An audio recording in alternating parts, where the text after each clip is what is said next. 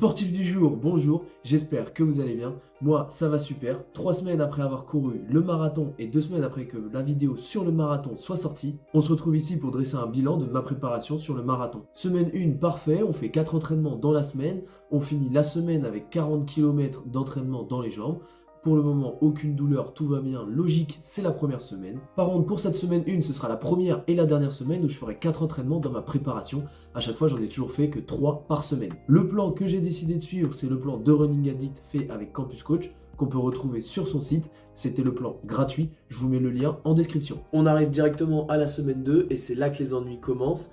Sortie en endurance fondamentale un samedi, avec un rythme très élevé où je fais 4 minutes 47. Donc oui, vous avez bien entendu, endurance fondamentale et mon rythme 4 minutes 47.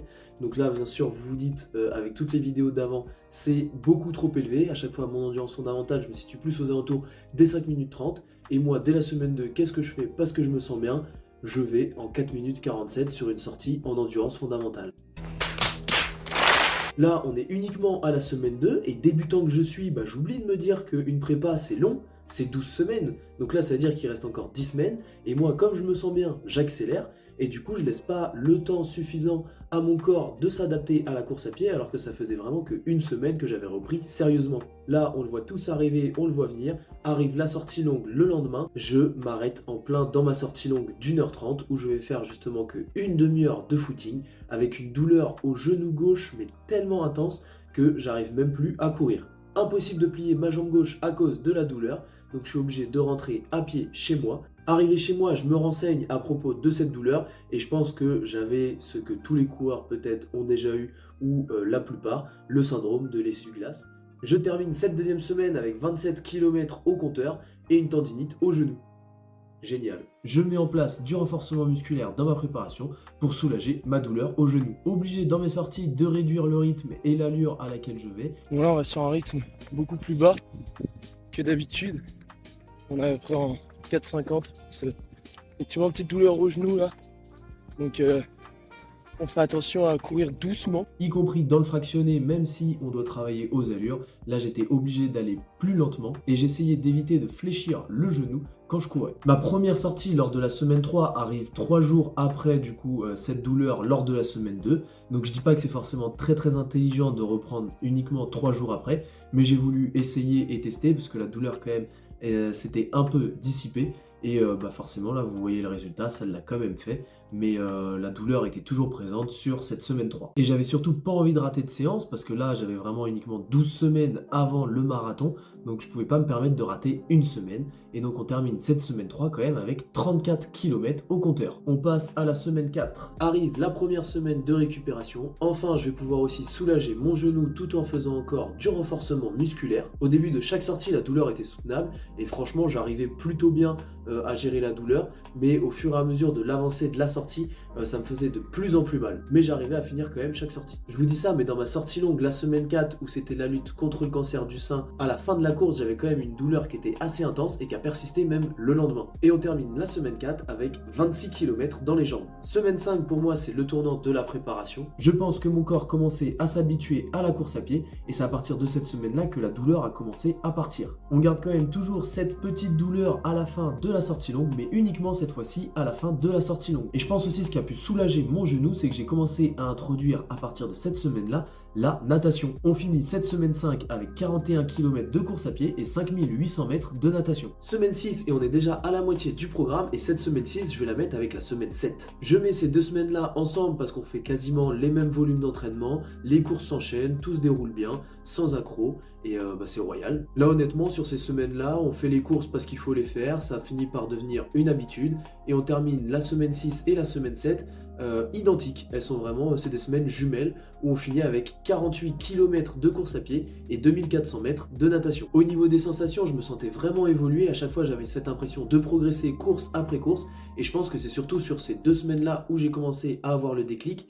Parce que il peut arriver parfois que sur des sorties longues, j'avais pas envie d'y aller parce que je trouvais ça déjà trop long. Et les semaines 6 et 7, elles sont arrivées, elles ont mis tout le monde d'accord. Semaine 7, je crois, c'était 2h15 de sorties longues.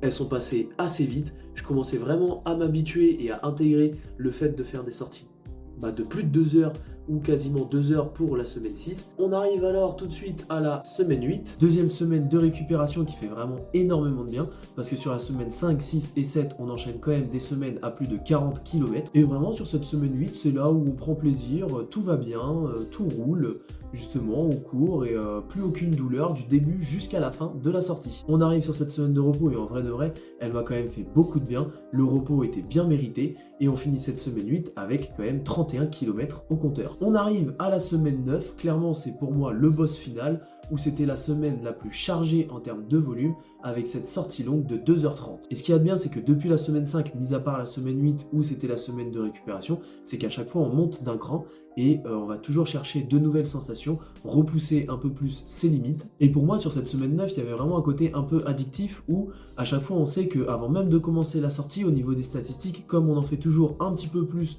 à chaque fois, on a toujours cette récompense de se dire on a fait mieux que la dernière fois avant même d'avoir commencé, et du coup c'est ce qui moi m'a motivé à chaque fois que j'allais sortir lors de mes entraînements, où je me disais comme je sais que là j'augmente au fur et à mesure par rapport à la semaine d'avant, ce sera toujours mieux, je ferai forcément un résultat qui sera meilleur, et du coup ça me poussait à aller sortir et à faire mes entraînements. Et il y avait ce côté aussi, comme c'était la première prépa marathon que je faisais, un peu tout nouveau, donc je découvrais un peu toutes les expériences, aller courir de nuit, le soir, sous la pluie, sous le soleil en début de préparation, donc vraiment il y avait ce côté aussi où tout était nouveau, et c'est un peu, je découvrais un peu toutes les facettes du jeu qu'il pouvait y avoir dans une préparation. Et on termine donc cette plus grosse semaine, cette 9e semaine, avec 55 km. À partir de ce moment-là, on arrive à la semaine 10 et on réduit la charge et le volume d'entraînement au fur et à mesure. Tout s'enchaîne assez vite, les sorties ne posent plus de problème après les gros blocs qu'on a fait depuis la semaine 5. Donc vraiment, rien à redire sur cette semaine 10. C'était un peu la dernière vraie semaine d'entraînement avec une sortie longue à 1h45 avant d'attaquer des sorties longues vraiment d'une heure sur la semaine 11 ou 12. Et on finit cette semaine 10 avec un volume de 42 km dans la semaine. On arrive sur les 2 dernières semaines, c'est les 2 semaines d'affûtage, donc ça je les regroupe aussi ensemble, semaine 11 et 12, car là c'est des volumes qui étaient vraiment très petits. Sur ces 2 semaines-là, la sortie la plus longue qu'on ait faite, c'était qu'1 heure. Voilà, 60 minutes. Après, forcément, on enchaîne sur des sorties de 30 minutes, 45 minutes. Mais c'est logique parce qu'en même temps, il faut arriver frais le jour du marathon. Donc là, on fait le plein de ressources et d'énergie.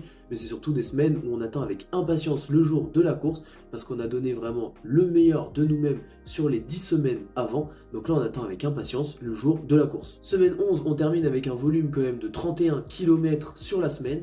Et la semaine 12, carrément, là, il n'y a plus que 2 entraînements parce que le 3e, c'est le jour J, c'est celui du marathon. Et on fait que 10 km. Maintenant, il est temps de faire les comptes. Et sur cette prépa, sur 12 semaines, combien de kilomètres en tout on aura fait? Avec 3 entraînements par semaine, on arrive à un total de 433 km. Pour vous donner un ordre d'idée et qui va beaucoup vous aider sur cette préparation-là, du coup, j'aurais couru l'équivalent de la distance entre Paris et Berne, la capitale en Suisse. Suite au marathon, il y a quand même des améliorations à faire sur ce plan. Je pense que déjà, rajouter une 4e sortie aurait vraiment été pas mal et ça m'aurait évité de finir dans cet état.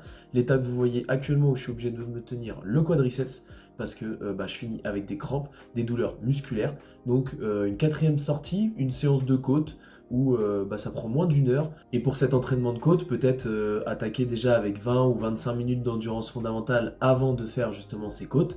Et ça m'aurait permis aussi de faire du renforcement musculaire en plus. Courir en incliné, forcément, ça fait travailler encore plus les muscles. Et ça m'aurait permis surtout d'avoir plus de kilomètres et d'arriver encore avec un plus gros kilométrage le jour du marathon. Mais pour un premier entraînement, 3 sorties, c'était déjà suffisant. Mais si là, je veux aller voir plus haut pour le 10 août, il va peut-être falloir que je passe à 4 sorties par semaine. On arrive à la fin de cette vidéo. Merci à tous pour ceux qui sont restés jusqu'au bout. N'hésitez pas à vous abonner, à mettre un commentaire et à liker cette vidéo, ça fait toujours plaisir. Cette vidéo vient clôturer l'aventure du marathon. C'était la dernière où je pouvais vous donner un peu mon ressenti sur la prépa, ce que j'avais fait un peu, ce qui avait été bien fait, ce qui avait été mal fait, comment je me suis senti aussi tout au long de cette préparation. J'espère que cette vidéo vous a plu. On se retrouve pour un prochain épisode et une prochaine vidéo. D'ici là, portez-vous bien, continuez à faire du sport. Bisous!